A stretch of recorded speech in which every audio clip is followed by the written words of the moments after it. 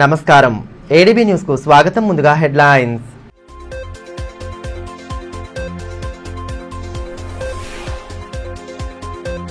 ధర్మపురి ప్రాథమిక పాఠశాలలో విద్యార్థులపై విష ప్రయోగానికి ప్రయత్నించిన వ్యక్తి అరెస్టు.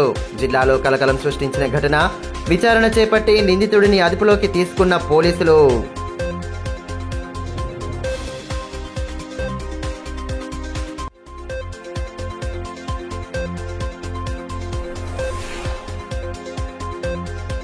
గ్రామీణ ప్రాంతాల అభివృద్ధిపై ప్రత్యేక దృష్టి. బోత్ ఎమ్మెల్యే అనిల్ జాదవ్ స్పష్టీకరణ. టొక్కిగూడలో కమ్యూనిటీ భవనం ప్రారంభం.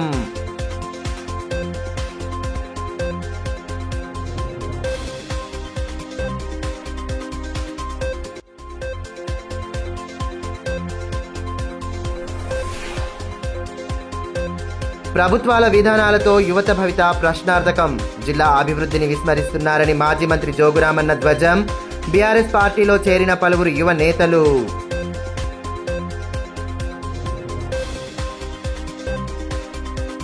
ఇచ్చోడ మండలం ధర్మపురి గ్రామంలోని ప్రాథమిక పాఠశాలలో విద్యార్థుల వంటగదిలో విషప్రయోగం జరగడం కలకలం సృష్టించింది. ఉపాధ్యాయురాలు చాకచక్యంగా వ్యవహరించి విషప్రయోగాన్ని గుర్తించడంతో విద్యార్థులకు ప్రమాదం తప్పింది. ఈ ఘటనలో ఓ నిందితుడిని అదుపులోకి తీసుకున్న పోలీసులు ఆయనపై పలు సెక్షన్ల కింద కేసు నమోదు చేశారు. ఇచ్చోడ మండలం ధర్మపురి గ్రామంలోని ప్రాథమిక పాఠశాలలో విద్యార్థులు తినే వంటగదిలో విషప్రయోగం జరగడం జిల్లాలో సంచలనం సృష్టించింది. గ్రామానికి చెందిన ఓ వ్యక్తి పురుగుల మందు కలిపే ప్రయత్నం చేయగా పాఠశాల ఉపాధ్యాయురాలు చాకచక్యంతో వ్యవహరించడం విద్యార్థుల పాలిట వరంలా మారింది. ఈ ఘటనలో నిందితుడిని అదుపులోకి తీసుకున్న పోలీసులు ఆయనపై పలు సెక్షన్ల కింద కేసు నమోదు చేశారు. వివరాల్లోకి వెళ్తే ధర్మపురి గ్రామంలోని ప్రాథమిక పాఠశాల భవనంలో వంటగది తాళం పగలగొట్టి ఉండడంతో ఉపాధ్యాయురాలు ప్రతిభకు సందేహం నెలకొంది. వంటగదిలోని ఓ పాత్ర, బకెట్లో తెలుపు వర్ణంతో నీరు ఉండడం, అదేవిధంగా వంటగది సామాగ్రికి అనుమానిత కలుషిత నీరు ఉండటంతో స్థానిక గ్రామ పెద్దలను పిలిపించి విచారించారు. వారు పరిశీలించి అది పురుగుల మందుగా తేలడంతో ఇచ్చోడ పోలీసులకు ఫిర్యాదు చేశారు. పోలీసులు అక్కడికి చేరుకొని విచారణ చేపట్టి అనుమానితుడిని అరెస్టు చేశారు. గోండుగూడకు చెందిన సోయం కిష్టును పోలీసులు విచారించగా వంటగది తాళాన్ని పగలగొట్టి విషం కలిపే ప్రయత్నం చేసినట్టు అంగీకరించాడు. నిందితుడు కుటుంబ కలహాల కారణంగా మానసిక ఆందోళనతో నిరాశలో ఉన్నట్టు పోలీసులు గుర్తించారు. ఇంట్లో వారిపై కోపంతోనే ఈ ఘాతుకానికి పాల్పడగా నిందితుడిని అరెస్టు చేసి పోలీస్ స్టేషన్కు తరలించారు. ఘటనలో పాఠశాల విద్యార్థులకు ఎలాంటి అపాయం జరగలేదని, ఘటనపై ఊట్నూర్ ఏఎస్పీ కాజల్ సింగ్, ఇచ్చోడ సీఐ భీమేష్ సంఘటనా స్థలాన్ని పరిశీలించి విచారణ చేపట్టడం జరిగిందని ఎస్పీ అఖిల్ మహజన్ ఒక ప్రకటనలో తెలిపారు. తలమడుగు మండలం టొక్కిగూడ గ్రామంలో నూతనంగా నిర్మించిన కమ్యూనిటీ భవన ప్రారంభోత్సవ కార్యక్రమానికి బోత్ ఎమ్మెల్యే అనిల్ జాదవ్ ముఖ్య అతిథిగా హాజరయ్యారు. ఈ సందర్భంగా గ్రామస్తులు ఆయనకు సాదర స్వాగతం పలికారు. భవనాన్ని ప్రారంభించిన అనంతరం గ్రామస్తులతో సమావేశం ఏర్పాటు చేశారు. నియోజకవర్గంలో నెలకొన్న సమస్యల పరిష్కారానికి ప్రత్యేక దృష్టి సారించినట్టు బోత్ ఎమ్మెల్యే అనిల్ జాదవ్ తెలిపారు. తలమడుగు మండలంలోని టొక్కిగూడ గ్రామంలో 25 లక్షల రూపాయల నిధులతో నిర్మించిన నూతన కమ్యూనిటీ భవనం ప్రారంభోత్సవానికి ఆయన ముఖ్య అతిథిగా హాజరయ్యారు. ఈ సందర్భంగా గ్రామస్తులతో కలిసి భవనాన్ని ప్రారంభించారు. అంతకుముందు ఎమ్మెల్యేకు స్థానికులు సాదరంగా స్వాగతం పలికారు. తమ మారుమూల గ్రామాన్ని గ్రామ పంచాయతీగా ఏర్పాటు చేయాలని అసెంబ్లీలో ఎమ్మెల్యే ప్రస్తావించడం పట్ల గ్రామస్తులు ధన్యవాదాలు తెలియజేశారు. కార్యక్రమంలో గ్రామ పటేల్ జనక్, జరి పిఎస్సిహెచ్ చైర్మన్ శ్రీనివాసరెడ్డి, నాయకులు కిరణ్, వెంకటేష్, సుదర్శన్ రెడ్డి, ఆశన్న యాదవ్, రవికాంత్ యాదవ్, కేదారేశ్వర్ రెడ్డి, రాంబాయి, పల్లవి, ప్రకాష్, మాడూరి మల్లేష్ తదితరులు పాల్గొన్నారు. ఈ మేరకు ఎమ్మెల్యే అనిల్ జాదవ్ మాట్లాడుతూ పెరసపేన్ దేవుడిని కొలిచేందుకు ప్రతి ఏటా వచ్చే పెందూరు వంశీయుల ఆతిథ్యానికి నూతన భవనం ఉపయోగపడుతుందని పేర్కొన్నారు. గ్రామీణ ప్రాంతాల్లో నెలకొన్న సమస్యల పరిష్కారానికి దశల వారీగా పనులు చేపడుతున్నట్టు వివరించారు. బీఆర్ఎస్ రజతోత్సవం సందర్భంగా వరంగల్లో నిర్వహించనున్న సభకు పెద్ద సంఖ్యలో తరలివచ్చి జయప్రదం చేయాలని పిలుపునిచ్చారు. ఉండడం కొరకు చాలా పెద్ద కమ్యూనిటీ హాల్ కూడా కట్టడం జరిగింది. కాబట్టి ఎందుకంటే వాళ్ళు ప్రతి సంవత్సరం ప్రతి ఏటా మొత్తం ఆదిలాబాద్ జిల్లాలో ఉన్నటువంటి ఆదివాసీ, నిర్మల్ జిల్లా, కొమరం భీం జిల్లా, ఉమ్మడి ఆదిలాబాద్ జిల్లాలో ఉన్నటువంటి ఆదివాసీ పెందురి వంశీయులందరూ కలిసి ఏదైతే పూష అమావాస్య తర్వాత కూడా మనము చాలా పెద్ద కార్యక్రమం ఇక్కడ జరుగుతూ ఉంటుంది ప్రతి సంవత్సరం. వాళ్ళు భక్తి శ్రద్ధలతోటి ఏదైతే పేసపైన ఏదైతే పండుగ జరుపుతున్నారో దానికి ఇక్కడ ఉండడం కొరకు చాలా కష్టంగా ఉందని చెప్పేసి వారు చెప్పడంతో ఇక్కడ మనము దాదాపుగా 11 గదులతోటి బాత్రూమ్లు టాయిలెట్స్ అన్ని కలిపి 12-13 గదులు ఇక్కడ మనం నిర్మాణం చేసి చేయగలిగినాం. కాబట్టి ఖచ్చితంగా ఎందుకంటే వాళ్ళకు మంచి చేయడమే మన యొక్క లక్ష్యం. కాబట్టి మా నాయకుడు కేసీఆర్ గారు ఒకటే నేర్పింది, మాకు కష్టాలు ఉన్నోడిని ప్రతి ఒక్కరిని ఆదుకోండి. ఎందుకంటే మనము మన తెలంగాణ ప్రభుత్వం ఉన్నప్పుడు ఏ విధంగా రైతులు ఉండే, మరి ఈ రోజు కూడా ఎంత కష్టాల్లో ఉన్నారు. కాబట్టి ఖచ్చితంగా వాళ్ళని ఆదుకోవాలని చెప్పేసి కూడా మా నాయకుడు చెప్పాడు. కాబట్టి ఈ యొక్క భాగంలో మా పటేల్ అయినటువంటి సకారం పటేల్తో పాటు జనక్ పటేల్, గంగారాం కాక ఉన్నాడు, ఇంకా మిగతా మా బీఆర్ఎస్ టీఆర్ఎస్ పార్టీ కార్యకర్తలందరూ సహకారం సమక్షంలో ఈరోజు మనం కూడా ఇక్కడ ఇనాగ్రేషన్ చేసుకోవడం జరిగింది. కాబట్టి అదేవిధంగా వారందరినీ మేము ఒకటే కోరుతా ఉన్నాం, మన నాయకుడు 27వ తారీఖు నాడు ఏదైతే ఎల్కతుర్తిలో ఉన్నటువంటి వరంగల్ దగ్గర భారీ బహిరంగ సభ ఏర్పాటు చేసుకున్నారు. ఎందుకంటే 25 సంవత్సరాలు నిండింది కాబట్టి చాలా పెద్ద బహిరంగ సభ ఉంది. కాబట్టి మీ యొక్క బహిరంగ రజతోత్సవ సభను మీరందరూ వచ్చి ఊరు వాడ గలీలలో నుంచి కదిలి ఆ యొక్క రజతోత్సవ సభను విజయవంతం చేయాలని చెప్పేసి కూడా మీరందరినీ 2 చేతులు జోడించి నమస్కారాలు తెలుసుకుంటూ ఇదే ఆహ్వాన పత్రిక అనుకోండి, ఇదే అన్ని అనుకోండి. కాబట్టి మీరందరూ వచ్చి ఆ యొక్క సభను విజయవంతం చేయాలని చెప్పేసి కోరుతా ఉన్నాం. యువతకు ఉజ్వల భవిత అందించడంలో కేంద్ర రాష్ట్ర ప్రభుత్వాలు పూర్తిగా విఫలమయ్యాయని, ప్రభుత్వాల విధానాలతో జిల్లా అభివృద్ధి పూర్తిగా కుంటుపడిందని మాజీ మంత్రి జోగురామన్న అన్నారు. స్థానిక బీఆర్ఎస్ పార్టీ కార్యాలయంలో ఏర్పాటు చేసిన పార్టీ చేరికల కార్యక్రమానికి ఆయన ముఖ్య అతిథిగా హాజరు కాగా పలువురు బీజేపీ, కాంగ్రెస్ పార్టీలకు చెందిన నేతలు గులాబీ గూటికి చేరారు. కేంద్ర రాష్ట్ర ప్రభుత్వాల ధోరణితో యువత భవిష్యత్తు ప్రశ్నార్థకంగా మారుతోందని మాజీ మంత్రి బీఆర్ఎస్ జిల్లా అధ్యక్షులు జోగురామన్న అన్నారు. మంగళవారం సాయంత్రం స్థానిక పార్టీ కార్యాలయంలో ఏర్పాటు చేసిన పార్టీ చేరికల కార్యక్రమానికి ఆయన ముఖ్య అతిథిగా హాజరయ్యారు. ఈ సందర్భంగా కాంగ్రెస్, బీజేపీ పార్టీలకు చెందిన పలువురు యువ నేతలు బీఆర్ఎస్లో చేరగా వారికి గులాబీ కండువాలు కప్పి సాదరంగా ఆహ్వానం పలికారు. జై జోగురామన్న, జై బీఆర్ఎస్ నినాదాలతో శ్రేణులు హోరెత్తించారు. పట్టణానికి చెందిన భగత్ నరేష్, శరత్, నిఖిల్ల ఆధ్వర్యంలో పార్టీ చేరికలు కొనసాగాయి. ఈ కార్యక్రమంలో నాయకులు అలాల జై, దమ్మపాల్, ఇజ్జగిరి అశోక్, ఉగ్గే విఠల్, సంజు తదితరులు పాల్గొన్నారు.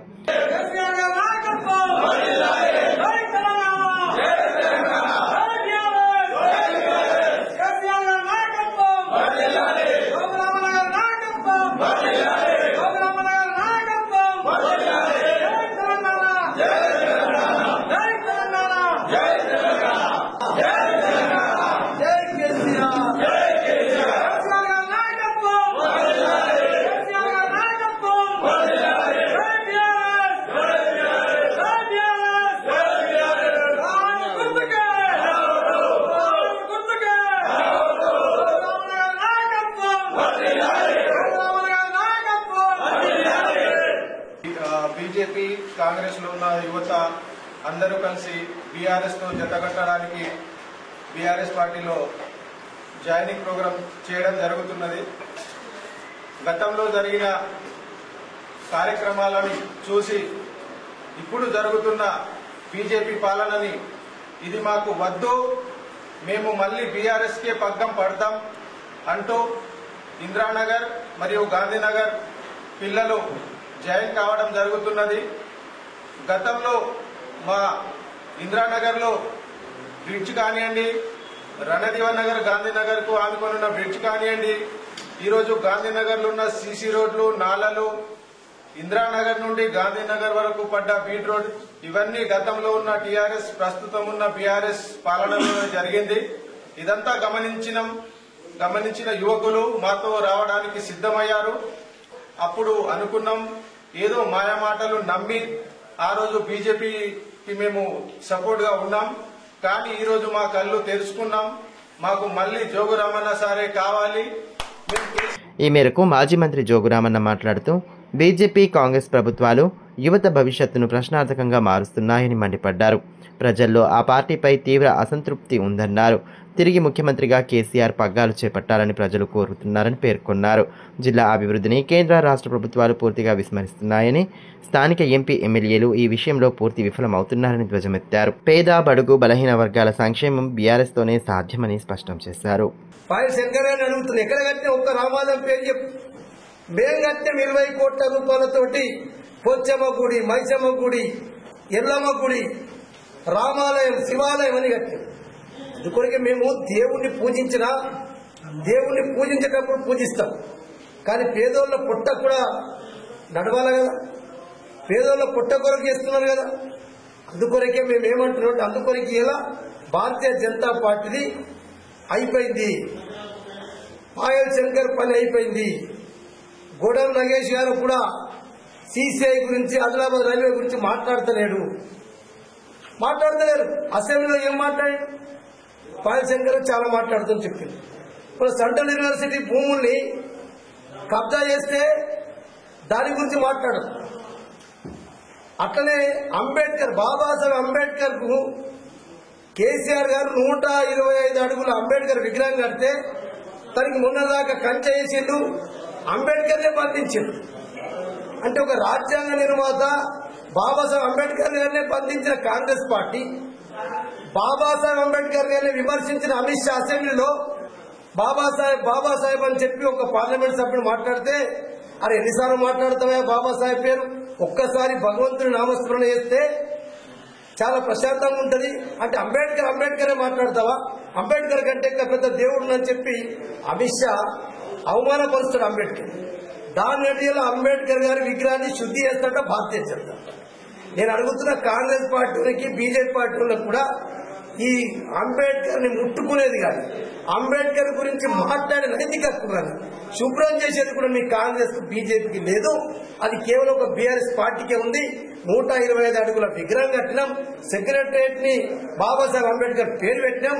ఓవర్సీస్ స్కాలర్షిప్ తోటి ఎస్సీ ఎస్టీ పిల్లలు బయట దేశాలు చదువుకున్న వాళ్ళంటే బాబాసాహెబ్ అంబేద్కర్ పేరుతోటి ఓవర్సీస్ స్కాలర్షిప్ చెప్పినాం. ఇలా విశ్వవిద్యాలయాలు పెట్టినాం, కాలేజీలు పెట్టినాం. కాబట్టి అది కేవలం బీఆర్ఎస్ కే పేటెంట్ బాబాసాహెబ్ అంబేద్కర్ గారు. మీరిద్దరు బాబాసాహెబ్ అంబేద్కర్ కు మోసం చేసిండ్రు, ద్రోహం చేసిండ్రు, అవమానపడుతుంది. కాబట్టి ఇలా మేమందరం బాబాసాహెబ్ అంబేద్కర్ గా మేమందరం కూడా బాధపడుతూ రేపటి నుంచి భారతీయ జనతా పార్టీని, కాంగ్రెస్ పార్టీని ఎండగడతామని చెప్పి మా యువకుల పక్షాన వారి సహకారంతో, అండతో మరి తప్పకుండా చేస్తామని చెప్పి తెలియజేసుకుంటూ, గర్భస్థ పూర్వ, గర్భస్థ పిండ, లింగ నిర్ధారణ ప్రక్రియ చట్టరీత్యా నేరమని డిఎంఎన్హెచ్ఓ డాక్టర్ నరేందర్ రాథోడ్ అన్నారు. సంబంధిత చట్టాన్ని పకడ్బందీగా అమలు చేయడంలో భాగంగా బుధవారం పట్టణంలోని పలు స్కానింగ్ సెంటర్లను అధికారులు పరిశీలించారు. కేంద్రాల్లో ప్రజలకు అందిస్తున్న వైద్య సేవల వివరాలను అడిగి తెలుసుకుని సిబ్బందికి విస్తృత సూచనలు చేశారు. అదేవిధంగా అగ్నిమాపక పరికరాల పనితీరును పరిశీలించారు. గర్భస్థ పిండ లింగ నిర్ధారణ ప్రక్రియ చట్టరీత్యా నేరమని ఈ సందర్భంగా డిఎంఎన్హెచ్ఓ నరేందర్ రాథోడ్ తెలిపారు. ఈ విషయాలను తెలియజేయడంలో భాగంగా స్కానింగ్ కేంద్రాలను పరిశీలించినట్లు వివరించారు. కార్యక్రమంలో అదనపు DMNHO doctor Sadhana, doctor Kranti, mission coordinator Yashoda, Ramprasad తదితరులు పాల్గొన్నారు.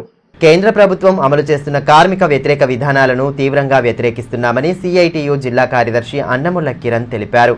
పట్టణంలోని యూనియన్ కార్యాలయంలో బుధవారం నిర్వహించిన సమావేశంలో ఆయన పాల్గొని కేంద్రం తీరును ఎండగట్టారు. కేంద్రం అవలంబిస్తున్న కార్మిక వ్యతిరేక విధానాలను తీవ్రంగా ఖండిస్తున్నామని సిఐటియు జిల్లా కార్యదర్శి కిరణ్ డిమాండ్ చేశారు. పట్టణంలోని సిఐటియు కార్యాలయంలో బుధవారం ఏర్పాటు చేసిన మీడియా సమావేశంలో ఆయన పాల్గొన్నారు. మే 20న దేశవ్యాప్త సమ్మె తలపెట్టిన నేపథ్యంలో ఈ నెల 22న ఆదిలాబాద్లోని బజరంగ్ ఫంక్షన్ హాల్లో కేంద్ర కార్మిక సంఘాల సమావేశాన్ని నిర్వహిస్తున్నట్లు అన్నముల కిరణ్ తెలిపారు. కార్మిక లోకం పోరాడి సాధించుకున్న చట్టాలను వెంటనే అమలు చేయాలని, కేంద్రం ప్రవేశపెట్టిన 4 లేబర్ కోడ్లను రద్దు చేయాలని డిమాండ్ చేశారు. లేని పక్షంలో కార్మికులంతా ఏకమై పోరాటాలను ఉధృతం చేస్తామని స్పష్టం చేశారు.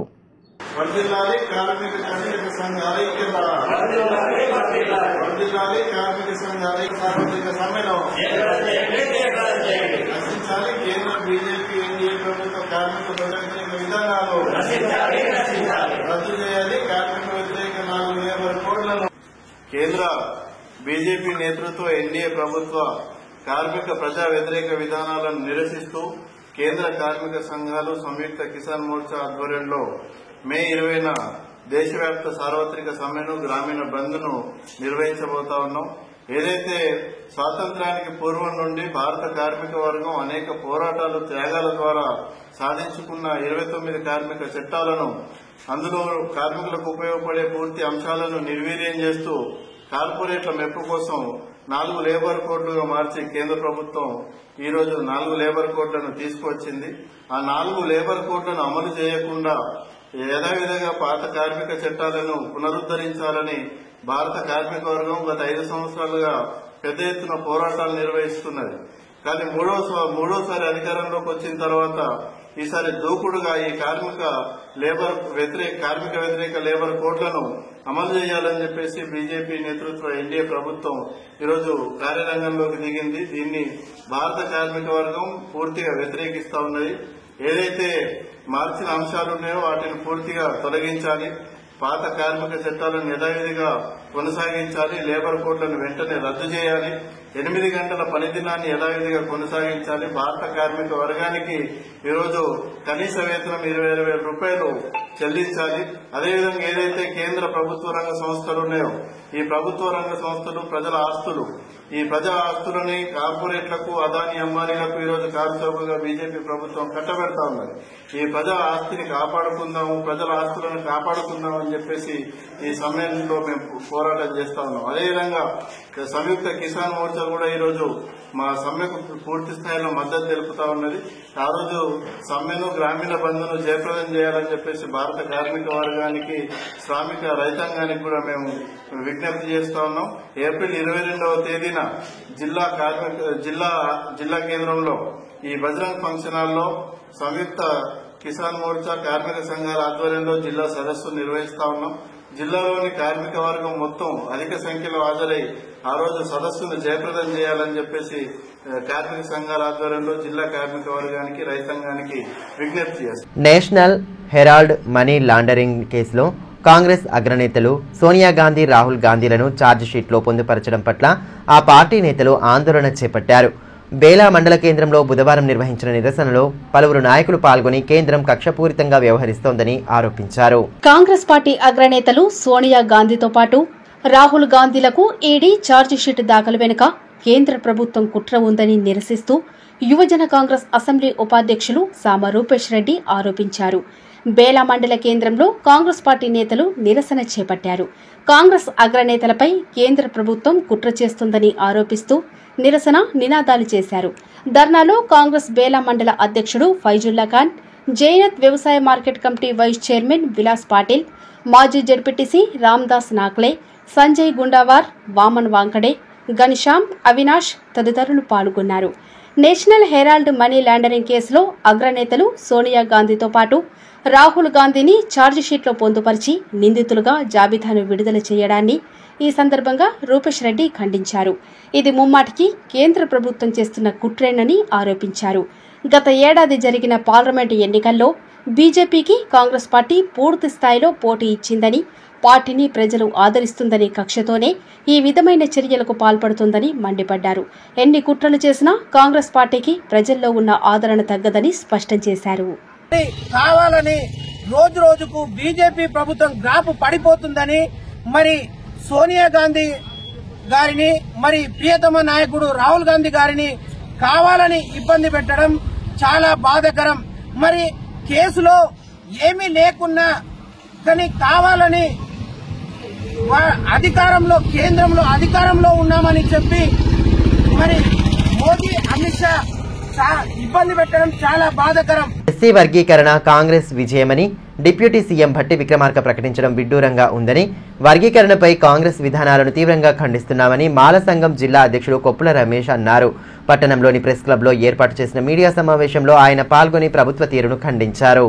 సమావేశంలో నాయకులు శంకర్, స్వామి, పాశం రాఘవేంద్ర తదితరులు పాల్గొన్నారు. రాబోయే రోజుల్లో కాంగ్రెస్ పార్టీకి మాలలు తగిన బుద్ధి చెప్తారని ఈ సందర్భంగా సంఘం జిల్లా అధ్యక్షుడు కొప్పుల రమేష్ అన్నారు. వర్గీకరణ విషయంలో కాంగ్రెస్ పార్టీ ఏకపక్షంగా వ్యవహరించిందని, ఈ విషయంపై న్యాయబద్ధంగా పోరాడుతామని పేర్కొన్నారు.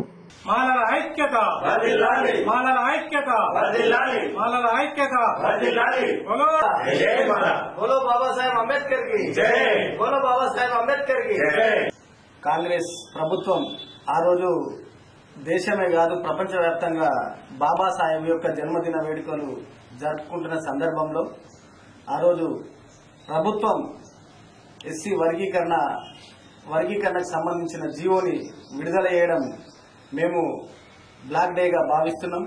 ఎందుకంటే ఆ రోజు డాక్టర్ బిఆర్ అంబేద్కర్ గారు మొత్తం అన్ని జాతుల కోసం ఐక్యంగా ఉండి హక్కుల కోసం చేసిన విధానము, తను పుట్టినరోజు సంతోష వేడుకలలో దళితులందరూ బహుజనులందరూ ఉన్న సందర్భంలో ఈ ప్రభుత్వం మాత్రం మాలలకు వ్యతిరేకంగా ఆ రోజు వర్గీకరణ చేస్తూ జీవోని విడుదల చేయడం ఇది కాంగ్రెస్ యొక్క మాలల పట్ల ఉన్న దురంకార చర్యకు, మాలల పట్ల ఉన్న వ్యతిరేక చర్యగా మేము భావిస్తున్నాం. దీన్ని ఈ విడుదల చేయడాన్ని మేము మాలలకు బ్లాక్ డేగా భావిస్తున్నాం. ఈ ప్రభుత్వం మేము దీన్ని న్యాయబద్ధంగా చేసినట్టయితే ప్రభుత్వానికి స్వాగతం పలుకుతుంటుంది.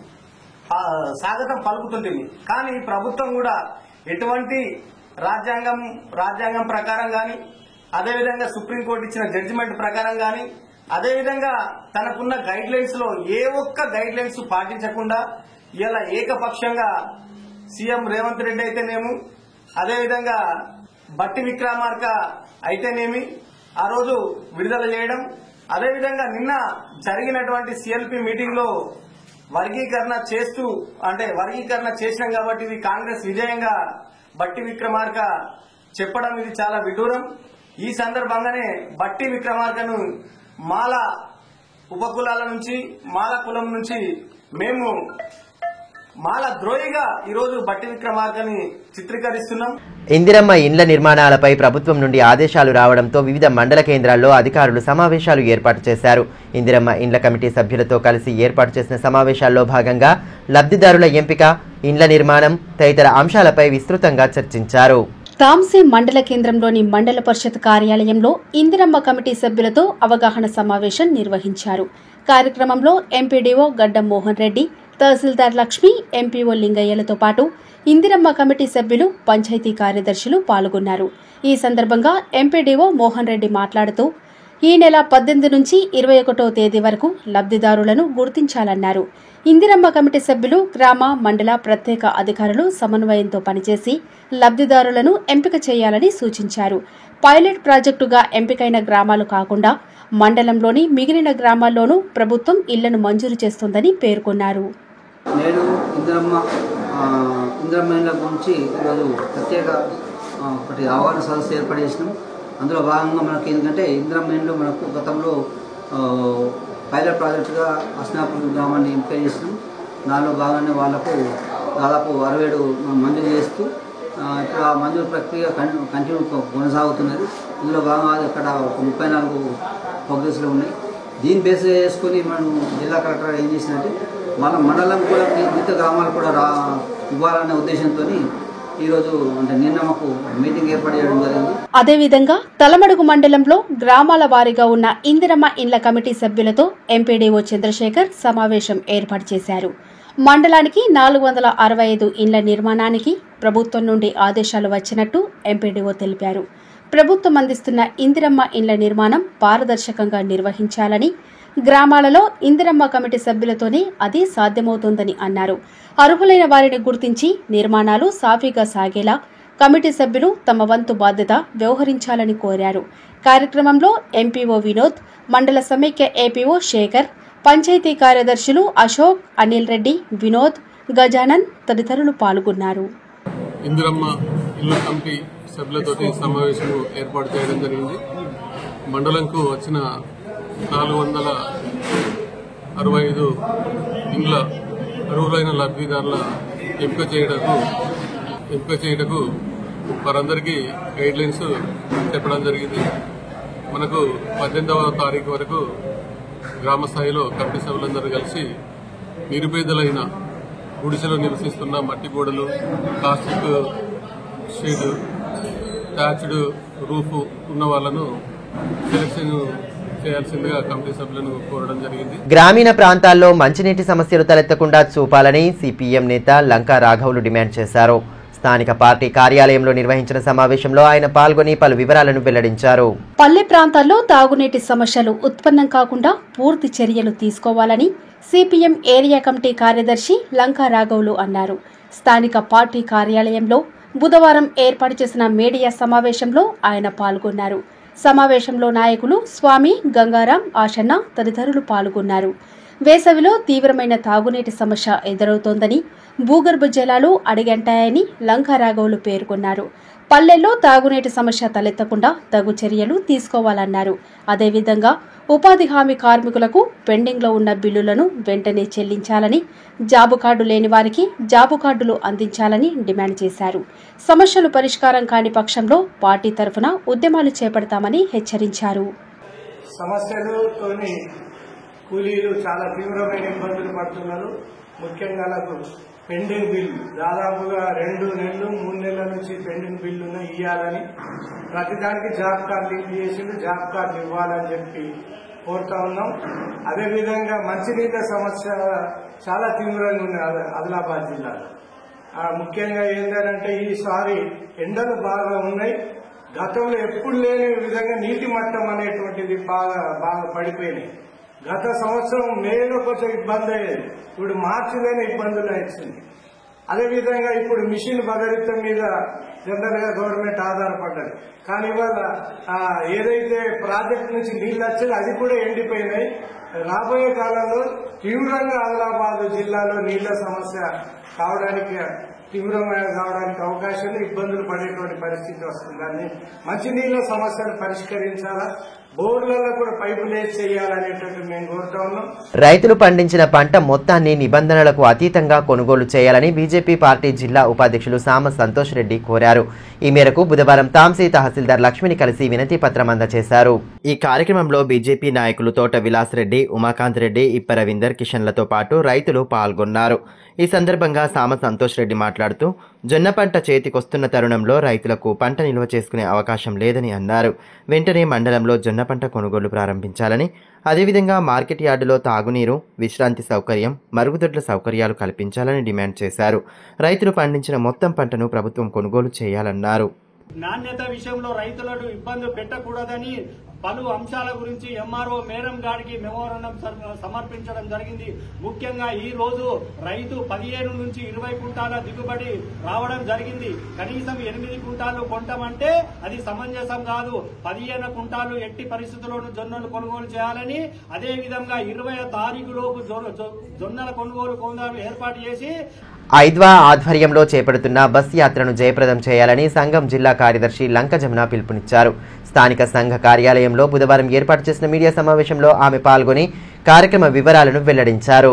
ఈ నెల 17న సాయంత్రం ఐద్వా బస్ జాతర పట్టణానికి చేరుకుంటుందని తెలిపారు. స్థానిక రణదివ్యనగర్లో ఐద్వా సభ ఉంటుందని, మహిళలు అధిక సంఖ్యలో పాల్గొని విజయవంతం చేయాలని కోరారు. నాయకురాలు మంజుల తదితరులు సమావేశంలో పాల్గొన్నారు.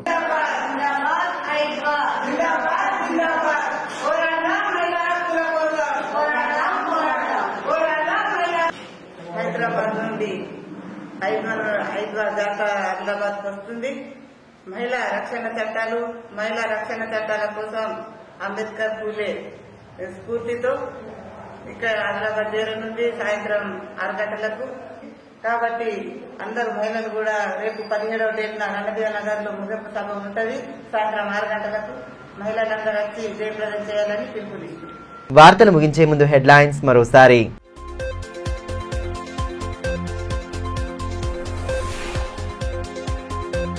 ధర్మపురి ప్రాథమిక పాఠశాలలో విద్యార్థులపై విష ప్రయోగానికి ప్రయత్నించిన వ్యక్తి అరెస్టు. జిల్లాలో కలకలం సృష్టించిన ఘటన. విచారణ చేపట్టి నిందితుడిని అదుపులోకి తీసుకున్న పోలీసులు.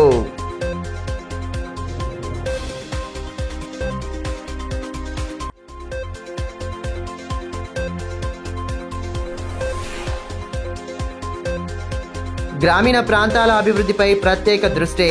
బోత్ ఎమ్మెల్యే అనిల్ జాదవ్ స్పష్టీకరణ. టొక్కిగూడలో కమ్యూనిటీ భవనం ప్రారంభం.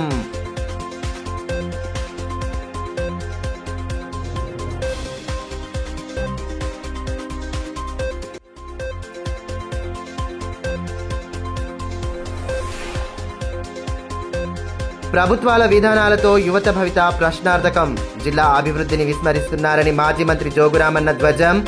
బీఆర్ఎస్ పార్టీలో చేరిన పలువురు యువ నేతలు.